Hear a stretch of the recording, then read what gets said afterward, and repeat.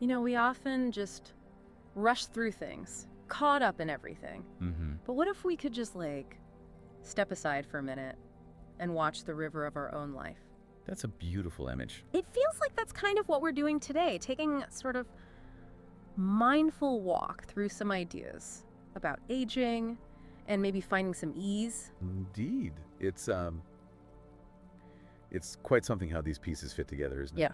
We get so many messages about aging, what it should be, often focusing on, well, loss. Right. The negatives. But there's another view, isn't there, a quieter one, that suggests aging holds this potential for real growth, for a kind of freedom. That river image, it does stick with me, thinking about, the energy of youth, that real rushing current. Turbulent sometimes. Yeah, and how it maybe gives way to something steadier later on, calmer. It's a lovely way to think about that natural shift, that rhythm of life. It really is. And it touches on something quite fundamental, I think. This understanding that, well, everything changes. Nothing stays the same. Exactly. It's not about fighting the current, but maybe learning to navigate it differently, with a different kind of awareness. Makes sense. And it's natural, isn't it, to feel some anxiety about all this, worrying about losing energy or not mattering as much, maybe being forgotten. Oh, absolutely. Those are very real feelings, very human. Yeah. And it makes you wonder, where do they come from? Often, it's the stories we're told, isn't it, by our culture, about what's valuable, youth, being busy. Always producing something. Right. Yeah. But maybe aging itself gives us this chance to question those stories. Okay, so that leads to reframing it, not seeing aging as just decline. As potential. Rediscovery, even. Like that image of an elder person, someone who's lived a lot. Yeah. And has this quiet sort of strength, grace almost. Yes, a quiet confidence earned through experience. It's a powerful counter-narrative to the fear. It really is. And what's interesting is that this inner strength often grows from accepting yourself gently, deeply. There's this concept, maitri. It basically means giving yourself the same kindness you'd offer a good friend. That sounds simple, but it's hard, isn't it? It can be. We're often our own worst critics. Yeah. So how does it make space for that? For real self-love? Is it about letting go of the external stuff? I think that's a big part of it, yes. Yeah. When you're maybe less caught up in career or proving yourself. Right. Less outward focus. You naturally turn inward more. In that quieter space. It can be a real catalyst for self-reflection. Yeah. For acceptance. But it's not passive, Needs cultivation. Exactly, conscious cultivation. Which brings us to, practical things. How do we actually nurture that? Mindfulness meditation, maybe? That's definitely one path. To tune into the present moment and maybe soften those hard edges we create between us and the world. Precisely. Just observing thoughts, feelings, without getting hooked by them, without judging. Okay. You start to see them as, temporary. Like the river flowing, it helps loosen the grip on fixed ideas, who you think you are, what life should be. So you can welcome change instead of fighting it. A kind of welcoming, yes. And what about something like journaling? Does that help? Keeping track, sort of. Oh, absolutely. Journaling can be so powerful. How so? It lets you trace your own evolution, doesn't it? See patterns, see growth you might miss day to day. Like talking to your past self. Exactly. It creates this record of your journey, your shifts in perspective, the wisdom you've picked up. Looking back can be incredibly insightful. It reinforces that sense of ongoing growth. Even as you get older? Especially as you get older. And then forgiveness. That feels huge. Forgiving others, sure, but also ourselves. Yes.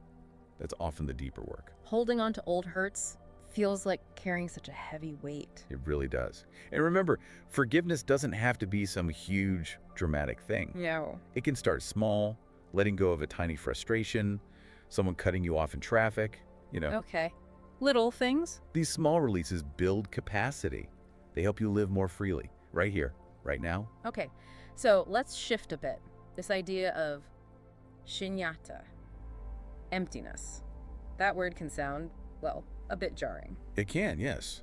It sounds like maybe a void or lack of meaning. Exactly. Is that what it means? Well, that's a common first thought. But in this context, emptiness isn't about nothingness. Think of more like interconnectedness. Interconnectedness, how so? The understanding that nothing exists all by itself. Everything is linked, dependent on everything else, like a wave in the ocean. Okay. The wave looks like a separate thing, right? But it's just water.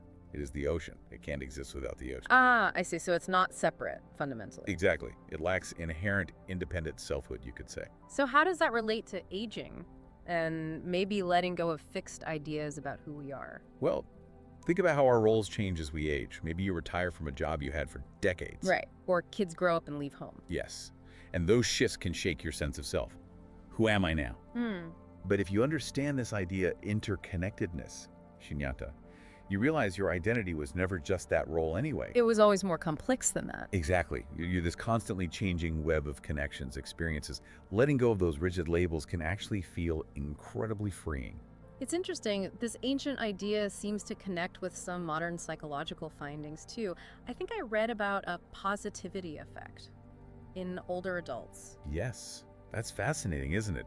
The tendency as people age to often focus more on positive emotions and maybe be less reactive to negative things. Less amygdala reactivity, I think. Something like that, yes. And it aligns so well with mindfulness, doesn't it? That practice of greeting experience with more openness. It's like an innate wisdom emerging.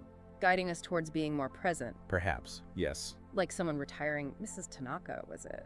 From teaching. And then finding new meaning in community stuff, meditation. That's a beautiful illustration. Her identity shifted beyond just teacher. She found peace and connection in just being, engaging in new ways. It shows your value isn't just tied to one role. Not at all. Purpose can be found in embracing your present self, however that looks. Okay, what about detachment? That word can also sound a bit cold, uncaring. Another common misunderstanding. But it's not about shutting down or not caring. No. It's more about engaging fully, but without being rigidly attached to the outcome. So, full yourself, but don't cling. Precisely. Pour your heart into something, a project, a relationship, but don't let your whole happiness hang on one specific result. Like, say, writing something or painting. Yes. The joy is in the doing, the process itself. That engagement has value, no matter the external feedback. That makes sense. And compassionate listening, being really present for someone else. Yeah. Without judgment, without needing to fix it. It feels like maybe we get better at that with age, having seen more of life's ups and downs ourselves. I think often, yes. Your own journey gives you a deeper well of understanding for others' struggles. And just offering that full presence, that listening, it strengthens connection. It reminds us of our shared humanity. We're all just navigating this, you know. We really are. And finally, those little rituals you mentioned. Lighting a candle, maybe planting something. Small anchors. Anchors in the present, acknowledging the flow. Exactly. Simple acts to connect consciously with right now, to appreciate the beauty and change itself. They remind us of that cycle, arising, passing away, finding harmony within it. Okay. So, thinking about the bigger picture again. There's this strange paradox, isn't there? Society sometimes paints old age as decline. Loss, limitations. But then you hear so many older people talk about feeling liberated, freer than ever. Yes, and that liberation, I believe, often comes from letting go. Letting go of what? Societal expectations, the need to impress, those external pressures that bind us so tightly when we're younger. You could even think of them as Mara, the tempter, the distractions, the things that pull us away from our true selves. Exactly. Yeah. As you age, the grip of those things often loosens, and you connect more deeply with who you actually are underneath all that. It's like shedding layers of attachment. I remember a story, Mr. Liu, the engineer, who chased success his whole life, and then later found contentment in, well, noticing what he already had, simple things. Yes, his journey shows that chasing external validation, it doesn't always bring lasting peace. It's often turning inward, appreciating the present. Appreciating the present, the relationships you have, the inner resources. That's where that deeper, more sustainable sense of purpose often lies. And this path towards freedom, towards being authentic, it's not just for old age, right? We can cultivate this anytime. Oh, absolutely. At any age. It involves, well, maybe 3 key things we've touched on. Okay. 1, practicing non-attachment to outcomes, focusing on the process like that creative project. All right, engaging fully without clinging. 2, cultivating radical acceptance, meeting reality as it is without judgment.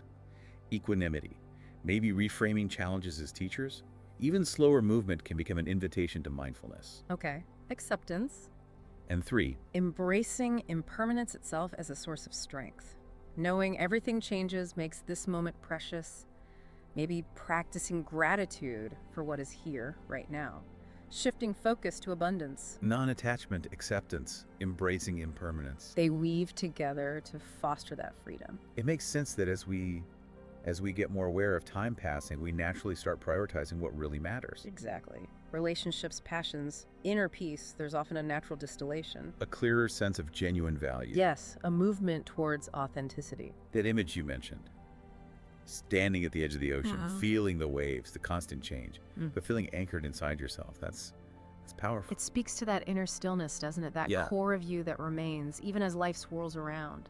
A reminder that peace is always accessible within. So, as we can bring this walk to a gentle close, maybe a question to sit with. Please. How might your experience of today shift if you consciously brought in that sense of impermanence, that gentle non-attachment, that radical acceptance, just for today? It's a beautiful question to carry. And perhaps this whole journey of aging isn't something to dread. Maybe it's a sacred unfolding. A discovery. A continuous discovery of our own resilience, our own wisdom, the beauty that's already here. It's always an invitation, isn't it, to live fully, open-hearted, breath by breath,